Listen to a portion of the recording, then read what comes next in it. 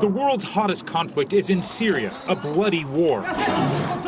Front lines that shift minute by minute, American special forces and their allies in harm's way. Get as close to the fighting on the front line as we can. 6 airmen, all part of an Air Force Special Operations surgical team, are there, trained to set up a mobile operating room in just 15 minutes to treat wounded U.S. troops within 60 minutes of their injury, the so-called golden hour. We know that there are guys that are going to be injured that will bleed to death before they can make the longer transport back to a safe area. Those skills put to the test on a battlefield where medical necessities are hard to come by.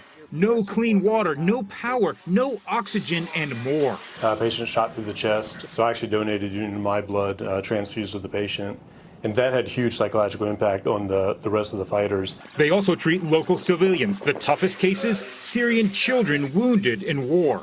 As I gave this child blood and treated him with a chest tube, his dead sibling was between his legs the whole time. And so some of those things you can't prepare for, and it took a toll on us. When not in war zones, these doctors and nurses continue to serve on a different front line. An ER at the University of Alabama at Birmingham Hospital, where a third of the cases are from stabbings or gunshots. The team always treating the physical needs of their patients, now tending to their emotional wounds. Hans Nichols, NBC News, Birmingham, Alabama.